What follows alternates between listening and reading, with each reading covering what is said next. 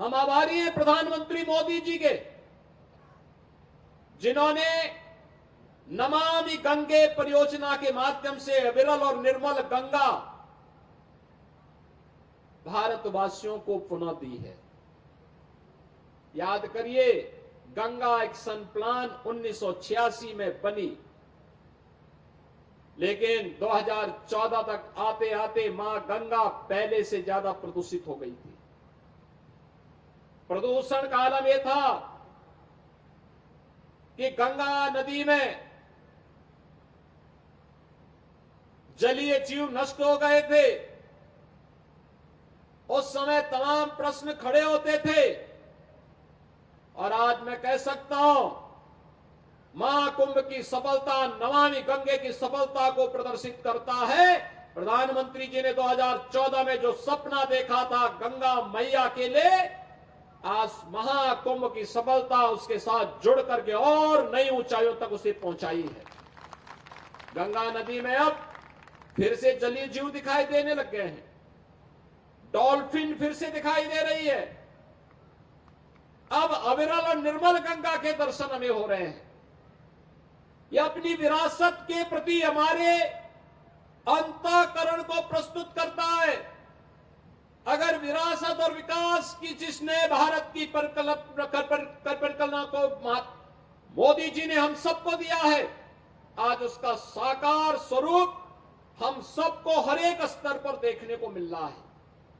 ये वही स्वरूप है जो नए भारत के रूप में हम सबको आगे बढ़ने के लिए प्रेरित कर रहा है।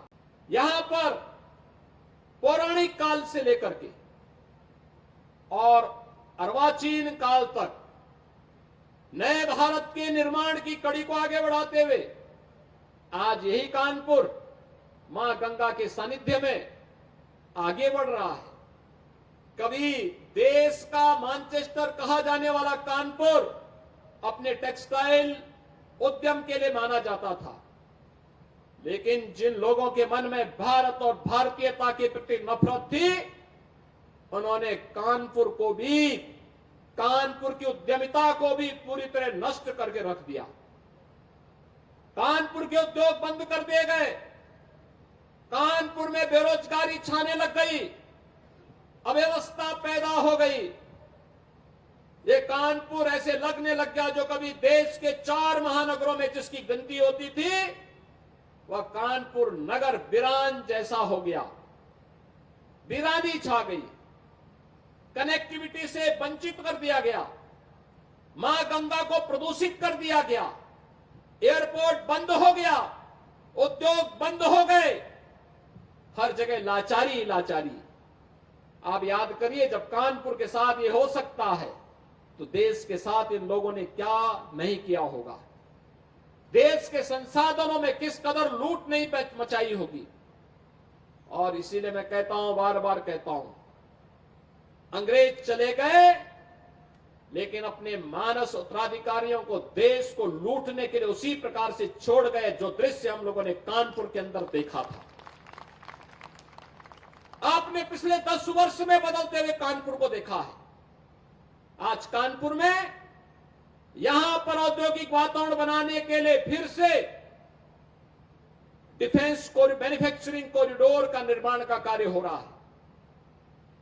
एम्युनिशन मैन्युफैक्चरिंग का काम यहां प्रारंभ हो गया है। यहां पर टेक्सटाइल के नए हब के रूप में विकसित करने के लिए फ्लैटेड फैक्ट्री का निर्माण कार्य युद्ध स्तर पर चल रहा है। अगले 2-3 महीने के अंदर रेडीमेड गारमेंट के एक नए केंद्र के रूप में कानपुर फिर से विकसित होने जा रहा है।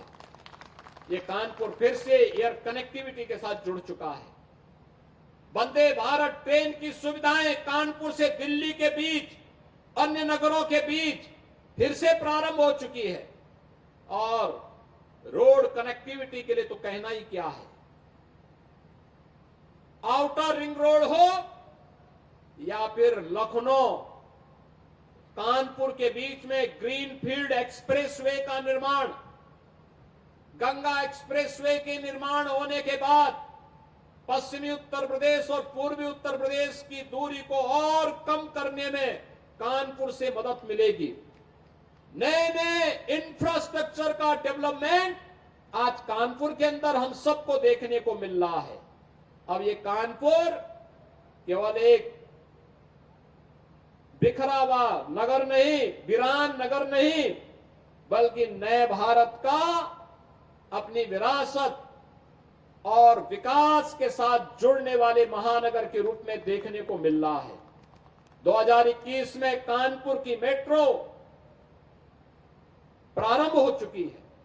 फर्स्ट फेज का काम कंप्लीट हो गया है और अगले कुछ ही महीनों में हम इसके सेकंड फेज को भी लोकार्पण करने जा रहे हैं। कानपुर आज मेट्रो सिटी भी हो गया है, स्मार्ट सिटी भी हो गया है। कानपुर आज उद्योग को पुनर्जीवित करने वाला सिटी भी हो गया है।